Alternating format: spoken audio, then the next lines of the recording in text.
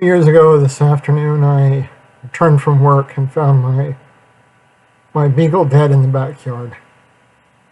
And that brought to an end 16 years of living, laughing with him, and 8.5 years of living in this house together. It's very strange to think that so much time has passed since I walked around the neighborhood, since the neighborhood kids stopped and asked if they could pet him, since I came to the door and had him greet me, since I leashed him up for a walk or to go for a ride in the car.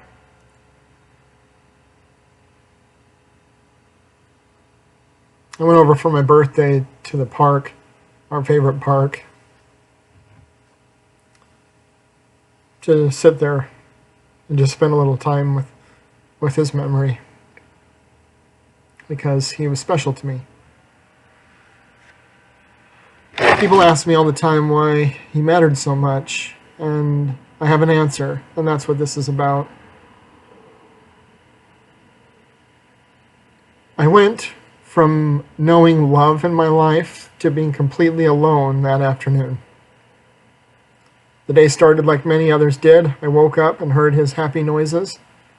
Before I went for my morning exercise, I came in here and laid briefly by the poof with him before I left. And when I came back, I laid next to him and had the fortuitous presence of mind to grab this laptop and record a short video of us just being together. It's the last video I have of me kissing his head, touching him. After I got dressed and was getting ready for work, I came out and sat with him again. Again, I recorded that, but I was putting in my contacts, so I didn't, want to touch him and get dog hair in my eye. And of course, before I left for work, I shot a video of him. I got up this morning, and this house has been empty for 2 years. We've just finished up more than a year of 2 weeks to flatten the curve, as the coronavirus faux pandemic forced us all to consider who and what really matters in our lives. When government officials asked us to shelter in place with only the members of our immediate family, and I was shackled inside a stucco prison with only his memories. I did not intentionally go 2 years without getting another dog, and I did not actually even go, to be honest, 2 years without clearing off the poof where he used to lay. It's more or less still retains his shape. And I did that because I wanted him to know that he was always welcome, that this would always be our place, that he would always have a place here. Laptop's sitting on, put it back. That this would always be, he would always have a place here. Just about everything else that was a sign of his coming is gone. Remodeled the house. I dismantled the doghouse because it was pretty weathered. In fact, I was shocked that morning he even went in it, because he hadn't been in it for years. Because it was in pretty ramshackle condition. But he was here. And I go back to a poem that I found last year, just before they shut us down for the quarantine, called When Love Arrives by Sarah and Phil Kay. In that poem it says, "When love arrives, say welcome, make yourself comfortable." And what I learned most from Indy was that I loved him. And I learned that because of what I did. It's hard to say for certain that he loved me. It sure seems that way.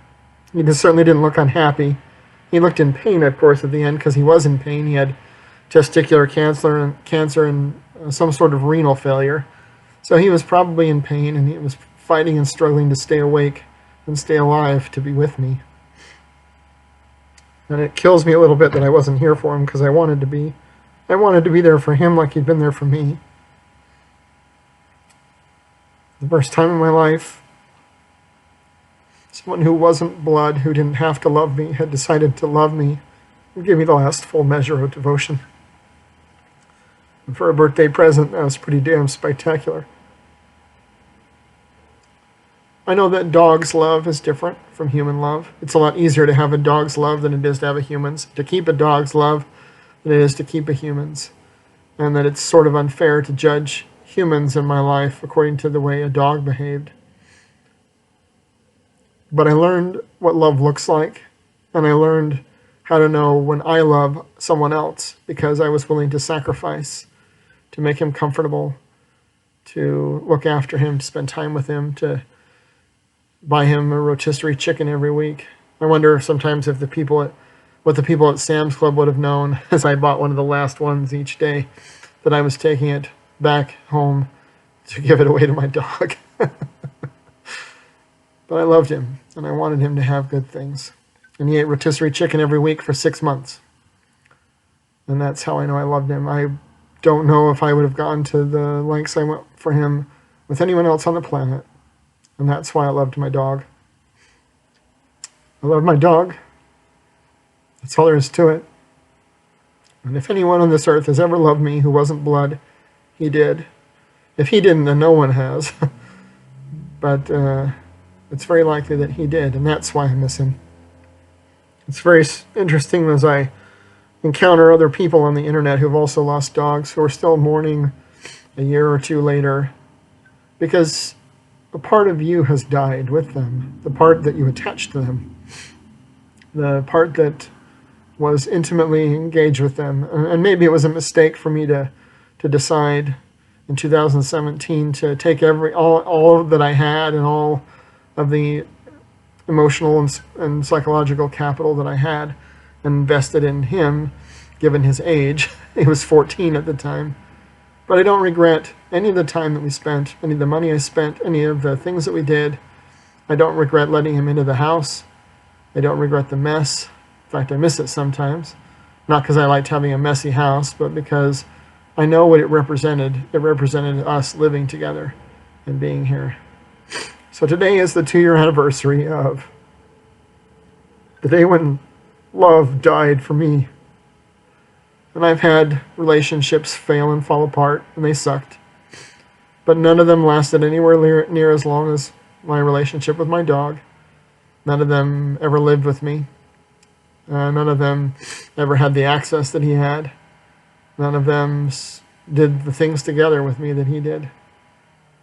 And so he and I had a longer, deeper, more meaningful, and more enduring relationship than I've ever had with another human since I left my parents' house. I know one day, probably this year sometime, maybe not, I'll do something about the poof because I'll want to use it as my furniture. It became his by default. It was a comfortable place to snuggle in the winter. It still is that, except for now it's got the memory ghosts of snuggling with him, and I don't know if I will ever actually sit in it again.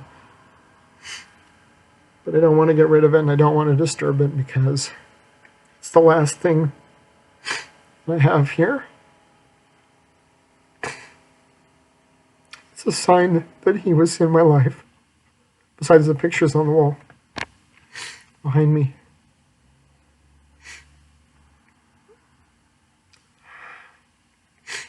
I'm grateful to God that he inspired me that morning to make some videos so that I could remember our time together, so I could spend some time with him, so I can go revisit our life if I want to. He doesn't look very good in the videos. He looks old and frazzled. But he is still beautiful to me because he was a literal manifestation in my life and a reminder that God had not forgotten or forsaken me, that he knew where I was. He knew who I was and what I was and knew what I needed most, and Indy was everything that I needed. He wasn't what I was looking for, and he wasn't what I thought I wanted. But I will be eternally grateful to God for the time that we shared, for the life that we lived, and for our time together.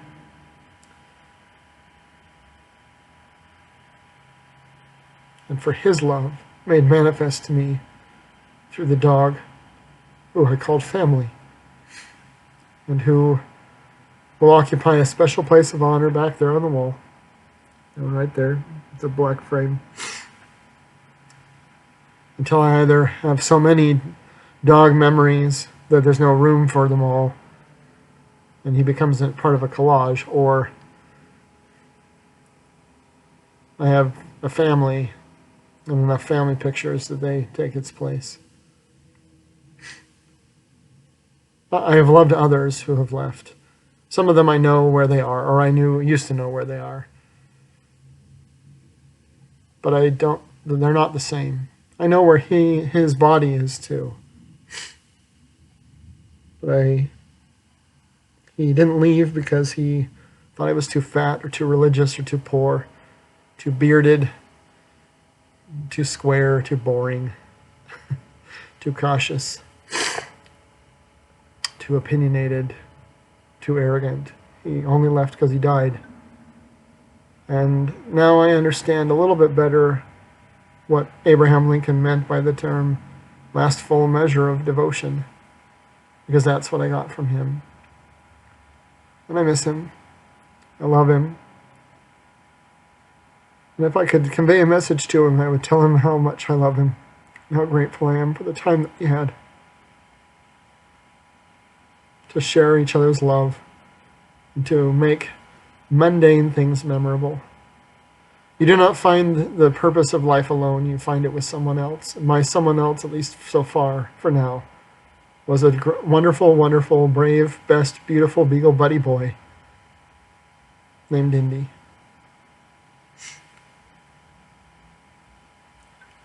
Thanks for everything, my friend. I had a wonderful time. See you soon.